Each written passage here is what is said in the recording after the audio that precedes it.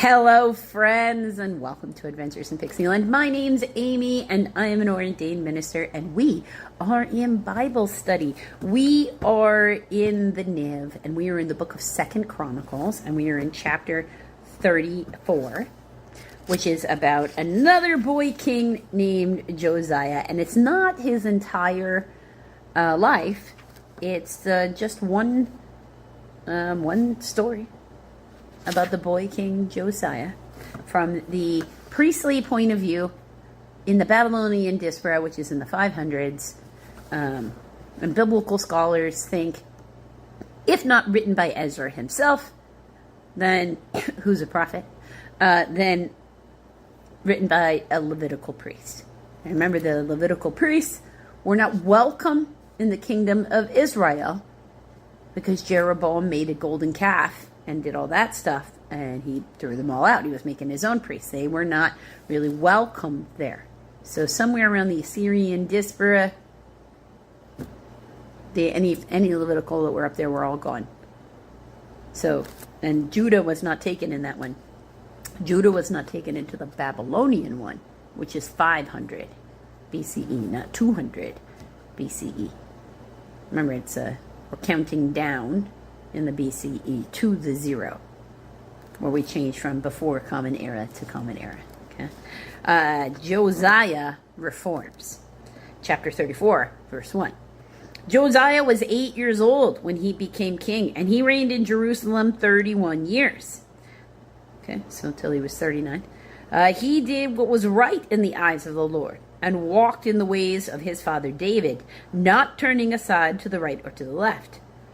In the 8th year of his reign, while he was still young, he began to seek the God of his father David. So, okay, yeah, so that puts him at about 16. So, okay. In the 12th year of his reign, so 20, he began to purge Judah and Jerusalem of high places, Asherah poles, carved idols, and cast images. So, he waited till he was an adult. Like most of us wait until we're around that age. Like we may be, in our, all right, so maybe if you had a really rough relationship with your parents, you were screaming, you can't tell me what to do with them. And that's sort of a teenage rite of passage. Even though when you're living in their house, they can tell you what to do and stuff. And I would say it's kind of normal in any adult child and parent relationship, where they got to get that in their head that they're not the boss of you anymore because you don't live with them or any of that kind of stuff. So this is you come into an age of confidence, if you will, and 20-ish is normal. He's a king, so it came a little faster, especially since he's a king since he's 8 years old. But you have to imagine when he's young and like that, like you get to see in because they got all these TV shows all over about these, about the royal families and stuff, these historical dramas. There's a regent and people guiding, and that's going to be happening too. The high priest is not just going to be taking direct orders from an 8-year-old and not trying to go, now listen, okay, let's talk about how the kid's going to be like, what?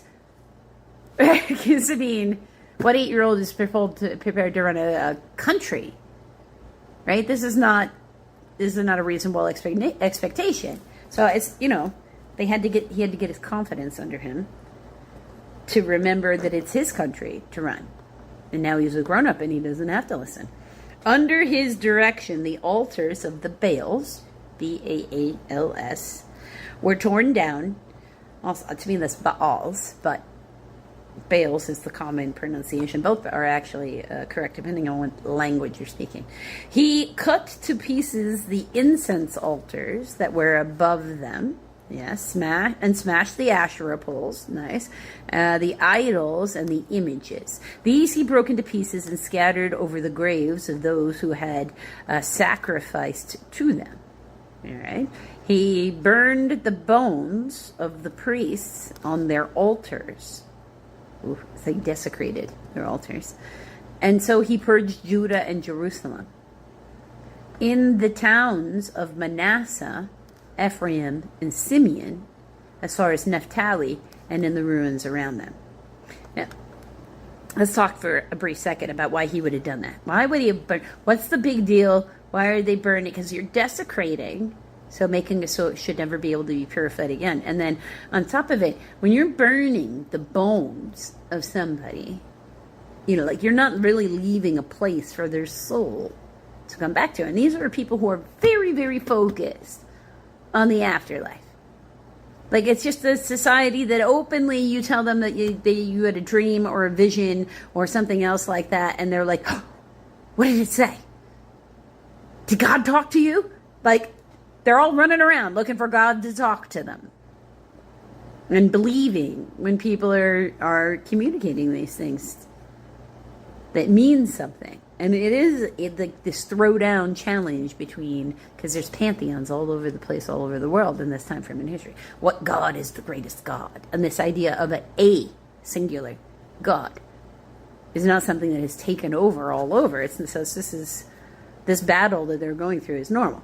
And it's absolutely part of the belief structure that if there is no DNA here left, right, amongst them, like they have no children, and their bones are ashes, their spirit cannot come back to them, cannot come back to haunt, can come back to hurt. And you can make whatever your opinions you want of that as to whether you believe or don't believe of that.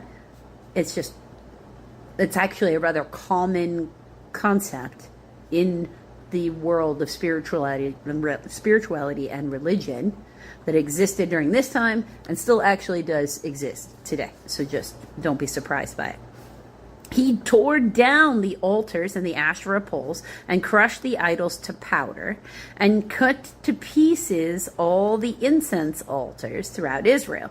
Then went back to Jerusalem. In the 18th year of Josiah's reign, to purify the land of the temple, he sent they've got it hyphenated in a weird space. I don't like it when they do that with names. Shaphan, Shaphan, son of Azaliah, Azaliah, Azaliah, and Maaseiah, Maaseia, the ruler of the city, with Joah, Joah, son of Joahaz, Jaohaz, the recorder, to repair the temple of the Lord his God. They went to Hilkiah, Hilkiah, the high priest, and gave him the money that had been brought into the temple, which the Levites, who were the doorkeepers, had collected from the people of Manasseh, Ephraim, and the entire remnant of Israel, and from all the people of Judah and Benjamin and the inhabitants of Jerusalem. Then they entrusted it to the men appointed to supervise the work on the Lord's temple. These men paid the workers who repaired and restored the temple. They also gave money to the carpenters and builders to purchase dress stones and timbers for the joists and beams, for the buildings that the kings of Judah had allowed to fall into ruin. The men did the work faithfully. Good. Over them to direct were Jahath, Jahath, and Obadiah. Levites descended from Merari and Zechariah and Meshullam, Meshullam, descended from Kohath, meaning they rightfully were the people who were allowed to do the supervision. They were not acting inappropriately. They were the proper descendants from the proper tribes, balanced, because it's not just one tribe one set of that family, because they're all one tribe, Levites, but not just one family being in control of everything to do with that. Multiple families, so to keep the money, because we're talking treasury, in check. Checks and balances, evenness, to prevent any form of inappropriate behavior. Okay? The Levites, who were all skilled in playing musical instruments, had charge of the laborers and supervised all the workers from job to job. Some of the Levites were secretaries, scribes, and doorkeepers. Now, if you're like, why does that matter that they were? Because every head of every Levite family was a singer. The ability to be an artist or a musician is a time-honored tradition in this culture and in the cultures around it of the ability to channel God. So, of course, they're again telling you that the people who were making sure things were happening were appropriate people who had the ability to communicate directly with the Lord when and where they needed to. They were asking the questions because they knew how, and they were waiting for the answers. The book of the law found. Okay? While they were bringing out the money that had been taken into the temple of the Lord, Hilkiah, the priest, found the book of the law of the Lord that had been given through Moses. Hilkiah said to Shaphan, the secretary, I have found the book of the law in the temple of the Lord. He gave it to Shaphan. Then Shaphan took the book to the king and reported to him, your officials are doing everything that has been committed to them. They have paid out the money that was in the temple of the Lord and have entrusted it to the supervisors and the workers. Now, it's a good thing to note here, okay? He is at this point 26 years old, right? And in the certain year of his reign, he gets very frustrated with the priests because he told them to do something like repair the temple when he was a child, and he is not seeing any improvement, but he is seeing money going in. So then he creates a system that creates these checks and balances, which is why this thing is occurring, why you're getting to hear who's from where, because there was inappropriate conduct going on, and he called them on it, and he's the king. So he was taking control and no longer just following orders. He was asking questions and doing things. So now they're in this different place where they know they need to, he's watching, and he will take control when he needs to. If they want to keep their positions, they are to, remember, he's the king. Your officials are doing everything that has been committed to them. They have paid out the money that was in the temple of the Lord and have entrusted it to the supervisors and the workers. Then Shaphan the secretary informed the king, Hilkiah the priest has given me a book. And Shaphan read from it in the presence of the king. When the king heard the words of the law, he tore his robes. He gave these orders to Hilkiah, Ahikam, Ahikam, son of Shaphan, the secretary, Shaphain, Abaddon, Abdon, son of Micah, and that's got a footnote on it, also called Akbor, Acbor, son of Micaiah, Micaiah. I'm not sure why they changed the names because they didn't explain it, but remember, multiple languages, so easily, transposition and extra letters. Shaphan the secretary and Ahaziah, Asaiah, the king's attendant, go and inquire of the Lord for me, for the remnant of Israel and Judah about what is written in this book that has been found. Great is the Lord's anger that is pouring out on us, because our fathers have not kept the word of the Lord. They have not acted in accordance with all that is written in this book. Hilkiah and those the king had sent with him, B, one Hebrew manuscript, a Vulgate, which is Latin, Syriac, which is Syrian, do not have, had sent with him. Okay, so he may have been alone.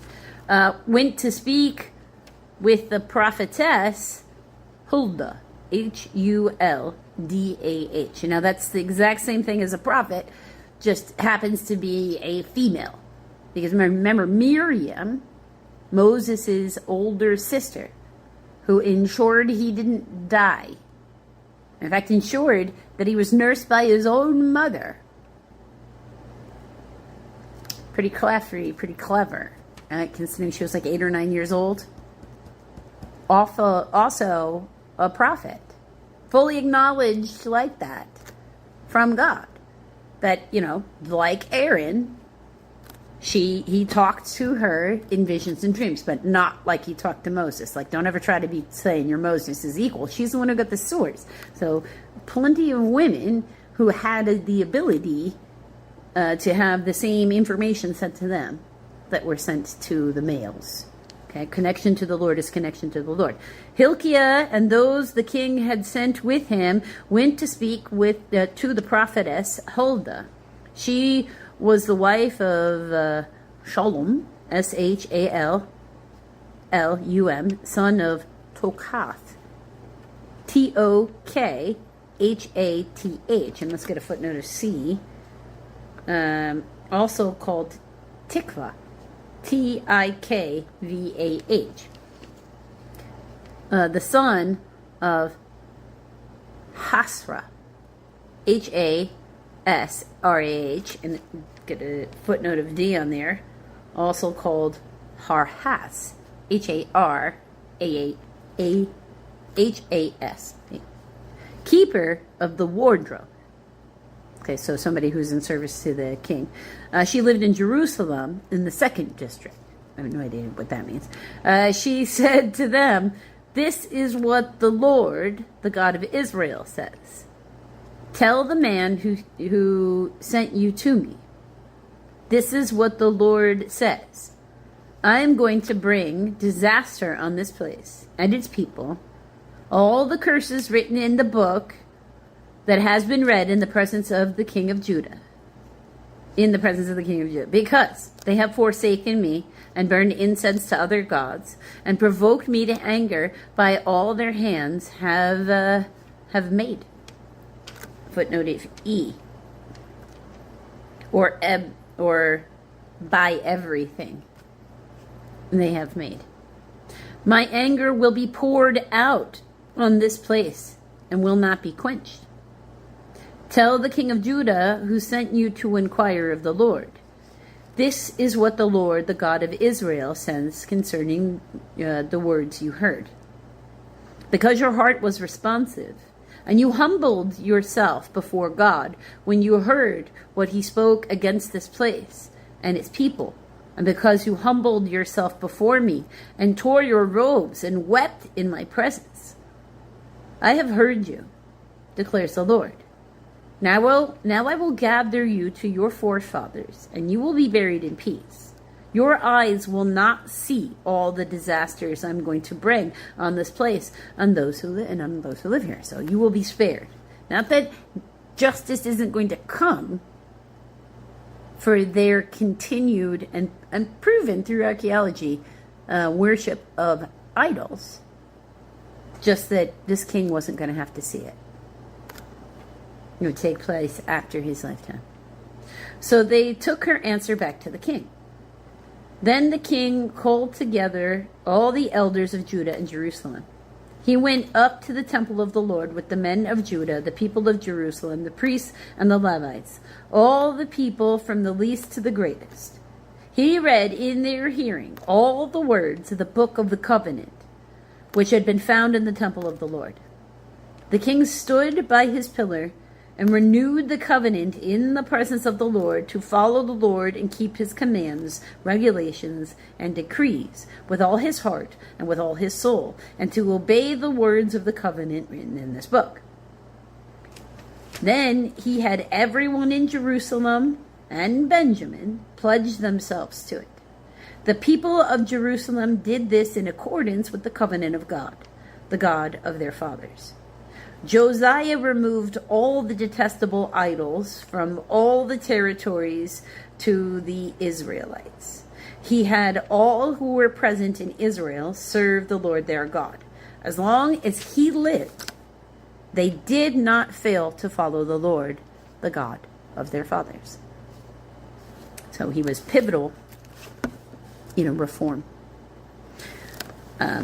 If you want to find out what happens next in the reign of Josiah, because the next chapter is the rest of the reign of Josiah, the boy king, who's no longer a boy, feel free to come back for the next video, friends. Hello, friends, and welcome to Adventures in Pixieland. My name's Amy. I am an ordained minister, and we are in Bible study. We're in the NIV. We are in the book of 2 Chronicles, and we are in chapter 35. Continuation of where we picked off, as we always do, picked up, or left off, I should say. We're picking up where we left off. Continuing to talk about the reign of Josiah, the boy king of Israel that God is particularly fond of. Josiah celebrates the Passover. Josiah celebrated the Passover to the Lord in Jerusalem, and the Passover lamb was slaughtered on the 14th day of the first month. He appointed the priests to their duties and encouraged them in the service of the Lord's temple. He said to the Levites who instructed all Israel and who had been consecrated to the Lord, "Put the sacred ark in the temple that Solomon, son of David, king of Israel, built. It is not to be carried about on your shoulders. Now serve the Lord your God and his people Israel. Prepare yourselves by families in your divisions, according to the directions written by David, king of Israel, and his sons by his son Solomon. Stand in the holy place with a group of Levites for each subdivision of the families of your fellow countrymen, the lay people. Slaughter the Passover lambs, consecrating yourselves, and prepare the lambs for your fellow countrymen, doing what the Lord commanded through Moses." Josiah provided for all the lay people, who were about a total of 30,000 sheep and goats for the Passover offerings, and also 3,000 cattle from all the king's own possessions. So he's like, we're going to purify my people. Here's my contribution, which is, right and proper, setting a positive example for everyone around you instead of being an entitled jerk. His officials also contributed voluntarily to the people and the priests and the Levites. Hilkiah, Zechariah, and Jehiel, Jehiel, the administrators of God's temple, gave the priests 2,600 Passover offerings and 300 cattle. Also, Conaniah, Conaniah, along with Shemaiah, Shemaiah, and Nathaniel, Nethanel, his brothers, and Hashabiah, Hashabiah, Jeiel, Jeiel, and Jozabad, Jozabad, the leaders of the Levites. provided 5,000 Passover offerings and 500 head of cattle for the Levites. So it's a lot. Understand that portions of these things get all burnt up, and portions of them are then just, are cooked and eaten only by the Levites, and other portions of them are then cooked and they feed the population. People who are there for the Passover, they get to eat, they get to take stuff back home so they can get fed. It's all in the laws. You have to get into what and where they get back, but they get some of it back. That's what happens. The service was arranged, and the priests stood in their places with the Levites in their divisions as the king had ordered. The Passover lambs were slaughtered, and the priests sprinkled the blood handed to them, while the Levites skinned the animals. They set aside the burnt offerings to give them to the subdivisions of the families of the people to offer to the Lord, as is written in the book of Moses. They did the same with the cattle. They roasted the Passover animals over the fire as prescribed, and boiled the holy offerings in the pots, cauldrons, and pans, and served them quickly to all the people. See? After this, they made preparations for themselves and for the priests, because the priests, the descendants of Aaron, who were sacrificing the burnt offerings and the fat portions until nightfall. So the Levites made preparations for themselves and for Aaron, the Aaronic priests. Which makes sense. You're busy cooking and doing some other stuff, so you didn't have anything to eat all day. Let me bring you a plate. I mean, any one of us has ever, I personally, because I've been, at various company functions, have gone about retrieving plates for people who have to stay at stations that are my coworkers, because, why would we be a jerk? Let's make sure they're attended to. The musicians, the descendants of Asaph, were in the places prescribed by David. Asaph, Heman, and Jeduthun, the king's seer. The gatekeepers at each gate did not need to leave their posts, because their fellow Levites made the preparations for them. So at that time, the entire service of the Lord was carried out for the celebration of the Passover and the offering of burnt offerings on the altar of the Lord, as King Josiah had ordered. The Israelites who were present celebrated the Passover at the time and observed the feast of the unleavened bread for 7 days. The Passover had not been observed like this in Israel since the days of the prophet Samuel, and none of the kings of Israel had ever celebrated such a Passover as did Josiah with the priests, the Levites, and all Judah and Israel, who were there with the people of Jerusalem. This Passover was celebrated in the 18th year of Josiah's reign. Fantastic. The death of Josiah, unfortunately. After all this, when Josiah had set the temple in order, Necho, N-E-C-O, king of Egypt, went up to fight at Carchemish, Carchemish, on the Euphrates, and Josiah marched out to meet him in battle. But Necho sent messengers to him, saying, "What quarrel is there between you and me, O king of Judah? Is it not you? It is not you I am attacking at this time, but the house with which I am at war. God has told me to hurry, so stop opposing God who is with me, or he will destroy you." Josiah, however, would not turn away from him, but disguised himself to engage him in battle. He would not listen to what Necho had said at God's command, but went to fight him on the plains of Megiddo, Megiddo. Archers shot King Josiah And he told his officers, "Take me away. I am badly wounded." So they took him out of his chariot and put him in another chariot he had, and brought him to Jerusalem, where he died. He was buried, not burned, buried in the tombs of his father, and all in Jerusalem, Judah and Jerusalem mourned for him. Jeremiah composed laments for Josiah, and to this day, all the men and women, singers, commemorate Josiah in laments. These became a tradition in Israel and are written in the laments, like a book of laments.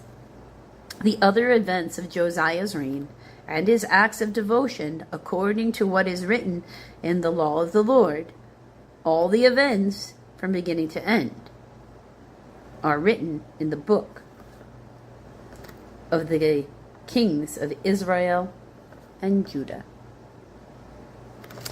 If you want to find out who becomes king next in Judah, you are going to need to come back for the next video, friends.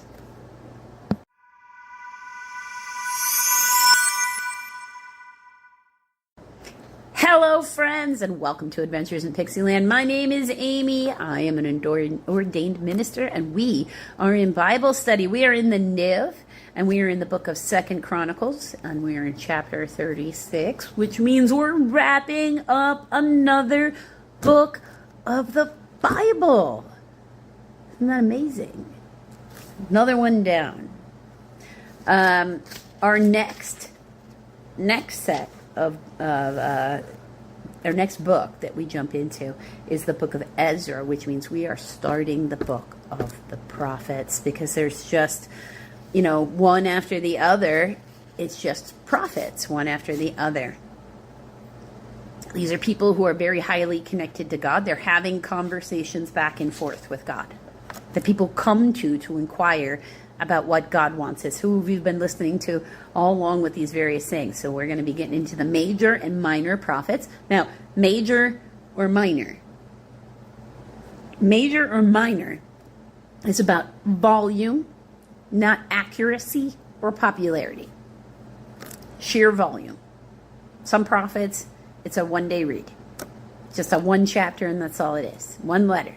One scroll they found someplace. Because this is how it worked. That's how it really worked. If they weren't publicly known and out, because the big ones, and you're going to find them publicly, and like the Samuels and the Ezekiels and the Elijahs and the Elishas, that kind of stuff, very publicly known. Some of them, however, they found these scrolls in jars of places where they clearly never came back to. But these people had a conversation with God, and this is what he told them was going to happen. And then they found it later. The prophets. Just depends on which one. Chapter 36, verse 1. And the people of the land took Jehoahaz, Jehoahaz, son of Josiah, and made him king in Jerusalem in the place of his father, because his father had died. So fittingly so. Jehoahaz, king of Judah. Jehoahaz, it's got a footnote of A, and in Hebrew, still Jehoahaz, just Joahaz, which is just a variant of the same thing, was 23 years old when he became king, and reigned in Jerusalem 3 months. That's 3 months. The king of Egypt dethroned him in Jerusalem and imposed on Judah a levy of 100 talents. It's got a footnote of B. That is about 3 3/4 tons, or about 3.4 metric tons. And I'll remind you that a ton is 500 pounds of silver, and a talent of gold. Let's go to footnote of that is about 75 pounds or 34 kilograms of gold.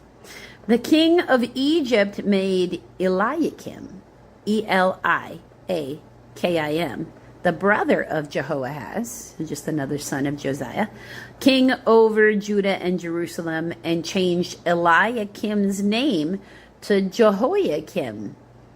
Jehoiakim.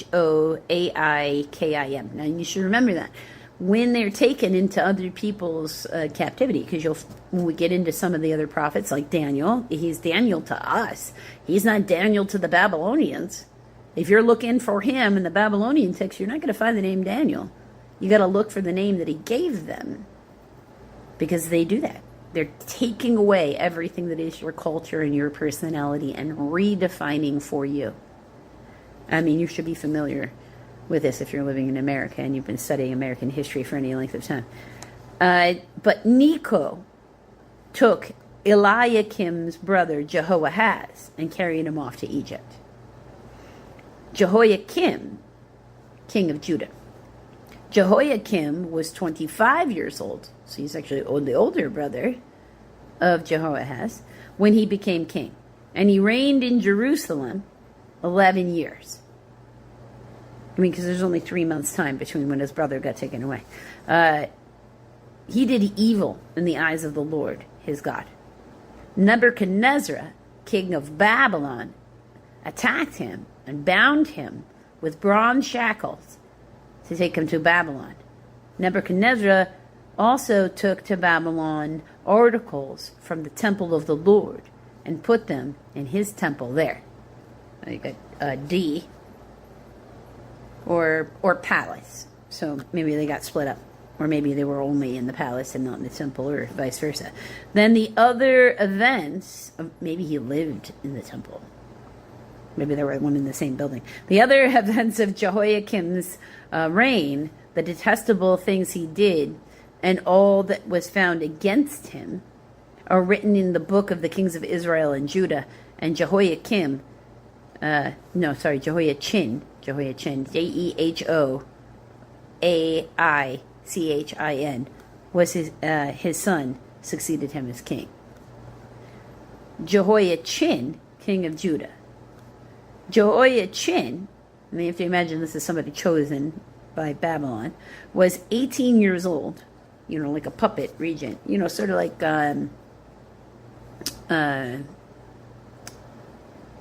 the kings who were in, like King Herod, Agrippa, in the time of Jesus. Just like that, the Romans had put him in place. Jehoiachin was 18 years old, and it's got a footnote of C. Was it C? No, sorry, E. Got a footnote of E. There we go. One Hebrew manuscript, the Septuagint, which is Greek, and the Syriac, which is Syrian. 8. Just 8, not 18. So there's a debate as to whether or not he was a child or an adult. When he became king and reigned in Jerusalem 3 months and 10 days.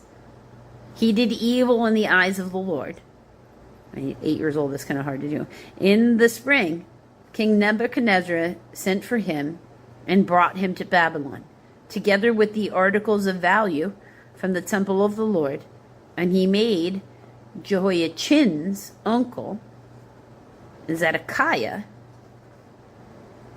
is F, or in Hebrew, brother. So debate as to whether or not he's an uncle or a brother, or in the way these family trees go, he could be both. Zedekiah, king over Judah and Jerusalem. Look at me like that. Abraham was married to his half-sister. Zedekiah, king of Judah. Zedekiah was 21 years old when he became king, and he reigned in Jerusalem 11 years. He did evil in the eyes of the Lord his God, and did not humble himself before Jeremiah the prophet, who spoke the word of the Lord. He also rebelled against King Nebuchadnezzar, who had made him take an oath in God's name. He became stiff-necked and hardened his heart, and would not turn to the Lord, the God of Israel. Furthermore, all the leaders of the priests and the people became more and more unfaithful, following all the detestable practices of the nations and defiling the temple of the Lord, which he had consecrated in Jerusalem. So, the fall of Jerusalem. The Lord, the God of their fathers, sent word to them through his messengers again and again, because he had pity on his people and on his dwelling place. But they mocked God's messengers. It's true. Despised his words and scoffed at his prophets, sometimes killing them, imprisoning them, torturing them, any number of things, until the wrath of the Lord was aroused against his people, and there was no remedy. He brought up against them the king of the Babylonians. It's got a footnote of A, or Chaldeans, Chaldeans, who killed their young men with the sword in the sanctuary, and spared neither young man nor young woman, old man or aged. God handed all of them over to Nebuchadnezzar. He carried to Babylon all the articles from the temple of God, both large and small, and the treasuries of the Lord's temple, and the treasures of the king and his officials. They set fire to God's temple and broke down the wall of Jerusalem. They burned all the palaces and destroyed everything of value there. He carried into exile to Babylon the remnant who escaped from the sword, and they became servants to him and his sons until the kingdom of Persia came to power. The land enjoyed its Sabbath rest. All the time of its desolation it rested until 70 years were completed in fulfillment of the word of the Lord spoken by Jeremiah. In the first year of Cyrus, king of Persia, in order to fulfill the word of the Lord spoken by Jeremiah, the Lord moved the heart of Cyrus, king of Persia, to make a proclamation throughout his realm and to put into writing. This is what Cyrus, king of Persia, says. The Lord, the God of heaven, has given me all the kingdoms of the earth and has appointed me to build a temple for him at Jerusalem in Judah. Any one of his people among you, may the Lord his God be with him, and let him go up. A proclamation that all Jewish people who had been taken into slavery were to return to Jerusalem so they could rebuild the temple of the Lord their God at the cost of the Persian Empire. Safe passage, and anybody who had been abusing them is now can't and got to worry about what's going to happen to them. What God puts in place cannot be removed until he says the time is up. Until the next video, friends. Remember, next one, new book, Ezra, Prophet Ezra.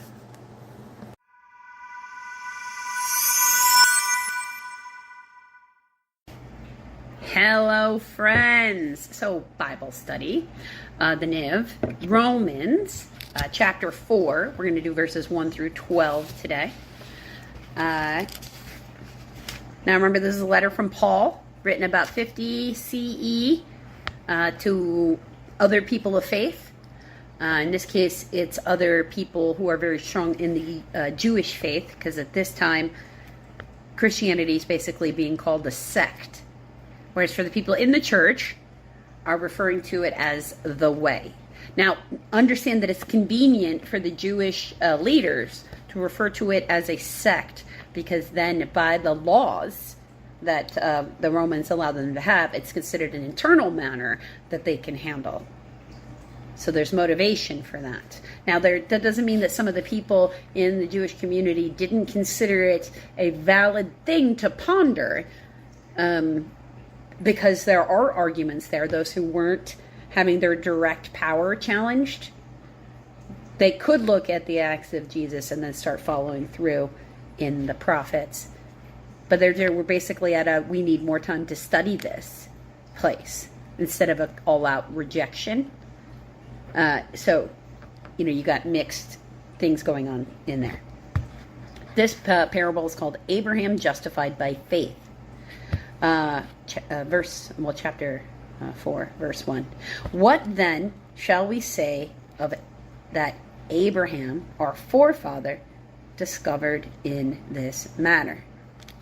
If, in fact, Abraham was justified by works, he had something to boast about, but not before God.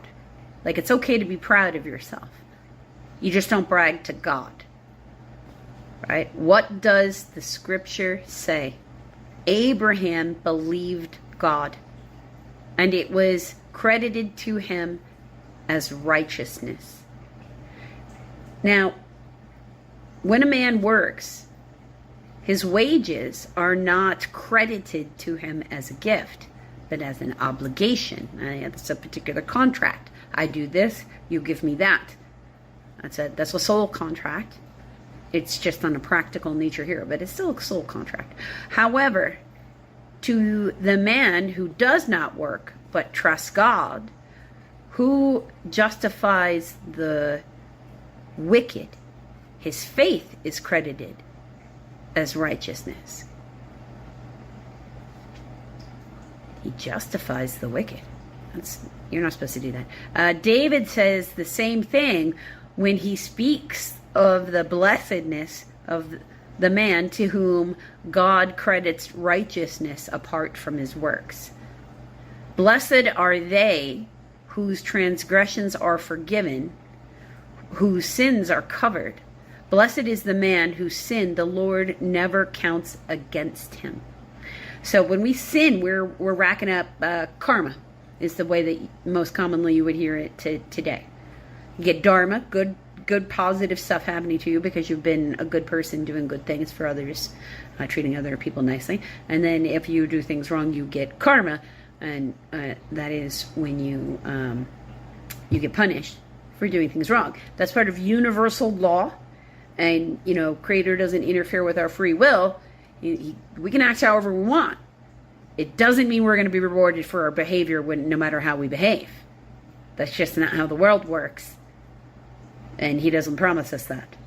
What he's talking about here, though, is Levitical Jews are consecrated in the Old Testament under the name of law, the word of God, in perpetuity. Consecrated means to be set apart, sacred, or holy. You can look it up. My favorite one is the explanation that Amazon Alexa gives. So, it's the most clear to me. But that's really what it means. And some people, because there are going to always in every group be people who look for excuses to do terrible things, use that, as Paul references earlier in here, as a justification for being terrible. The more terrible I am, the greater God is, because as above, so below, and there needs to be a contrast. So if the most terrible person in existence are somewhere else in the world, somebody who is equally better in every way that this person is flawed, for things to stay in balance. That's the kind of law that they're arguing about. Sounds a lot like what you hear in alchemy, doesn't it? But alchemy originated from this area of the world, and it would have been an influence they were aware of, because alchemy was really heavy in Egypt. That's very heavily what those pharaohs were doing, or their priests were doing anyway. Some pharaohs were doing it, but some priests were doing it during certain pharaohs' times. It's the same. They were imprisoned by those people. These are concepts they were introduced to, so it's not foreign to them. Right? Especially not when most of these laws are written in Moses' time after they've been in Egypt. Verse 9. This is blessedness only for the circumcised, or also the uncircumcised. We have been saying that Abraham's faith was credited to him as righteousness. Under what circumstances was it credited? Was it after he was circumcised or before? It was not after, but before. And he received the sign of circumcision, a seal of righteousness, that he had been by faith while he was still uncircumcised. So then he is the father of all who believe, but have not been circumcised, in order that righteousness be credited to them. Because you have to think about this. This man had a voice coming from the sky that told him as a grown person to go get a sharp object and circumcise himself. And he said, okay, God, whatever you want. So when you stop.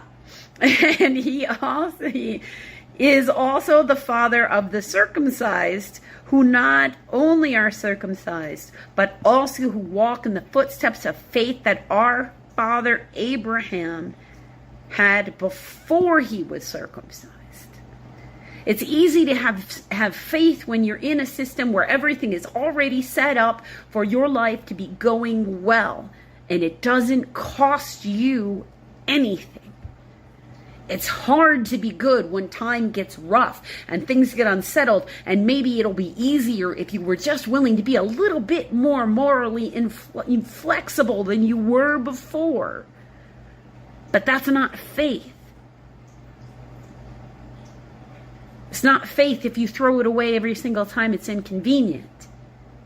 It's faith when you stand firm and you do not cave, because you understand ultimately all of it is a test of my will to thy will. Yes, heaven. No, hell.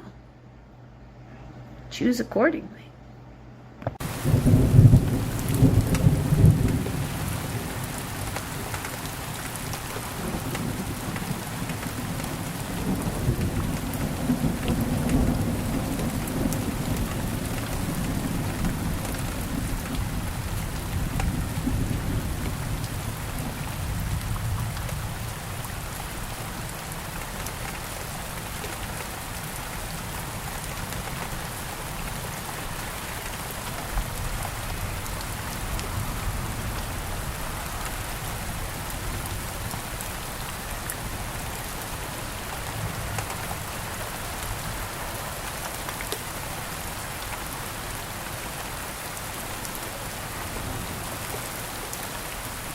Hello, friends, and welcome to Adventures in Pixieland. My name is Amy. I am an ordained minister.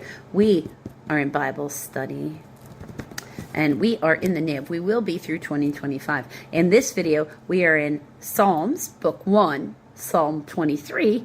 It is a Psalm of David, and this is actually one of the more well-known, at least the opening there. It is very well known to a lot of people. So, let's jump in. Psalm 23, a Psalm of David. The Lord is my shepherd. I shall not be in want. He makes me lie down in green pastures. He leads me beside quiet waters. He restores my soul. He guides me in paths of righteousness for his name's sake. Even though I walk through the valley of the shadow of death, I will fear no evil, for you are with me. Your rod and your staff, they comfort me. You prepare a table before me in the presence of my enemies.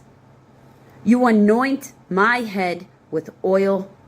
My cup overflows. Amen to that.